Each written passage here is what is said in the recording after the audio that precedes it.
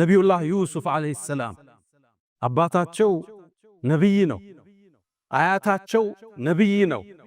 ቅድም አያታቸው ነቢይ ነው። ኢብራሂም፣ ኢስሐቅ፣ ያዕቁብ ልጃቸው ዩሱፍ ይባላል። ዩሱፍ አባቱ ያዕቁብ ዘንድ በጣም ተወዳጅ ነበር። ሲያዩት ቆንጆ ነው ዩሱፍ። የቁንጅናን ግማሽ ነው አላህ ከሱ ላይ ያስቀመጠ።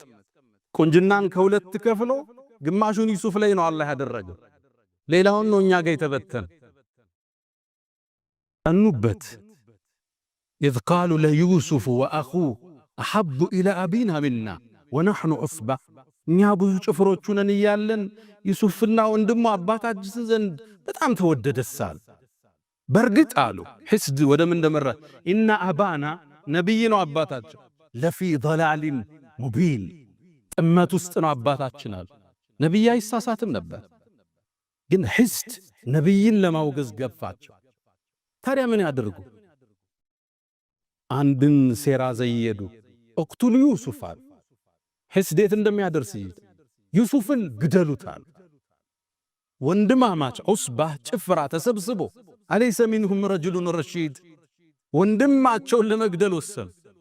ለመግደልም ሲወስኑ አንድ ከነሱ ጋር ትንሽ ሚሻለው ግዴለም ጉድጓድ ውስጥ ጨምሩት፣ አልፎ ሐጆቹ ውሃ ሊቀዱ ሲሉ ይዞት ይሄዳሉ አለ። ይሄም ሌላ ገደላ ነበር። ጉድጓድ ውስጥ ጨመረው ግን ይሻላል አሉ። ጉድጓድ ውስጥ ወንድማቸውን ጨመሩት።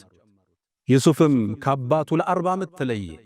አንዴ ባሪያ ሆኖ ሲሸጥ፣ ሌላ ጊዜ እስር ቤት ሲገባ፣ ሌላ ጊዜ ዚና ሰራ ተብሎ አህያ ላይ ተደርጎ በግብጽ ከተማዎቹ ሲዞር የመከራን የሰቀቃን ጊዜ አሳለፈ። ይሄን ግፍ የፈጠሩበት የነቢያት ልጅ የሆኑት ወንድሞቹ ነበሩ። ሕስድ ምቀኝነት የነቢይን ቤት ይረብሻል። አባታቸውን አመጹ፣ አላህንም አስቆጡ። ወንድማቸውን ለሰቆቃ ዳረጉት። ሕስድ አቡ ጀህልን እስልምናን ከመቀበል ያገደው ምቀኝነት ነው። ነቢዩ ዓለይሂ ሰላቱ ወሰላም እውነተኛ መሆናቸውን አቡ ጀህል ያውቃል።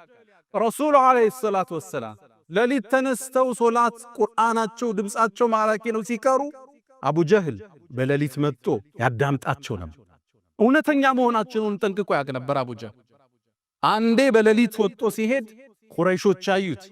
የቁረይሽ ያን ያደረጃጅ አንድ ንጉስ የለም፣ በርካታ ንጉሶች ነው ያሉበት። በአንድ ላይ በህብረት ነው የሚመሩት። ቤተሰብ ሁሉም አላቸው ዘሮች። ያዙት። አንተ አቡ ጀህል በሌሊት እየመጣ መሐመድን ለምን የምታዳምጥ? አሁንም ድንገት ያልፋቸዋል። መጨረሻ ያዙትና አቡ ጀህል ወይ እውነታውን ንገረን አሉት። ስሙ ያኔ አበል ሐከም ይባላል። የጥበብ አባት ነበር የሚባል። እስልምናን ብርሃን ማየት ካልቻለ ይሄ ደንቆሮ ነው እንጂ አሉና ረሱል ሰለላሁ ዐለይሂ ወሰለም አቡ ጀህል የድንቁርና አባት ነው ያሉት መጨረሻ ነው ረሱል ሰለላሁ ዐለይሂ ወሰለም። የአበል ሐከም አሉት አንተ የጥበብ አባት ሆይ ማለት ነው። መሐመድ ግን ትክክለኛ ነው እንዲህ አሉት። እውነትህ ንገረናል። እውነት ልንገራችሁ አላው እኛና የመሐመድ ቤተሰቦች እኮ በስልጣን ተወዳደርናል። አበሉ አበላን፣ አዘመቱ አዘመትን፣ አለበሱ አለበስን። እኩል እንደ ፈረስ ስንሄድ ከኛ መሃል ነብይ ያላሉ አለ። ከነኛ ቤት ደግሞ ነብይ ማለት አይችልም። فقالوا عندنا نبي يأتيه خبر من السماء ከሰማይ ዜና የሚመጣለት ነብይ ያለኛ ቤት አሉ። ታዲያ እንዴት በዚህ መወዳደር እንችላለን? በአላህ ይሁንብኝ መቼም አልከተለው ማለት አላህ ተቆጣ፣ አንቀጽ አወረደ። فإنهم لا يكذبونك አንተ መሐመድ አንተን እኮ ያስተባብሉ እውነተኛ መሆንን እስላምን ጽት ያለ ብርሃን መሆኑን ያውቃሉ። ولكن الظالمين بآيات الله يجحدون ግን በዳዮቹ በአላህ አንቀጽ ይኮራሉ፣ ያስተባብላል። ይሁዳዎች ረሱልን እንዳይከተሉ የጋረደባቸው ሕስድ ነበር። የመጨረሻው ነብይ ይመጣል እናንተ ጋር ገና እንፋለማለን እያሉ መዲና ውስጥ ለሚኖሩ አረቦቹ ይናገሩ ነበር። መጽሐፋቸው ላይ ተጠቅሷል። መልኩ፣ ቁመናው፣ ሽፋሽፍቱ፣ ያይኑ ቅድ ነጩ የጸዳ ጥቁር የጠቆረ አንገተ መቃ አፍንጫው ስንደዶ ጥቁር ጸጉር ያለው ደረቱ ሰፊ ቁመናው መካከለኛ ተጠቅሶላቸው ያዕሪፉነሁ አላህ ያቁታል እኮ ሙሐመድ ከማ ያዕሪፉነ አብናአሁ ልጆቻቸውም ያቁትን ያህል እኮ ያቁታል። ተላከ ነብዩ አለይሂ ሰላቱ ወሰላም ረሱሉ ሲላኩ ሲያዩት ከዓረብ ነው እነሱ ከበኒ እስራኤል ይሆናል ብለው ነበር። አንከተለውም አሉ ነቢዩን ዓለይሂ ሰላቱ ወሰላም። ሕስድ ኩፍር ያስጨብጣል። ምቀኝነት ቀይ መስመር ያስረግጣል። የፈንጅ ቀጠና ነው።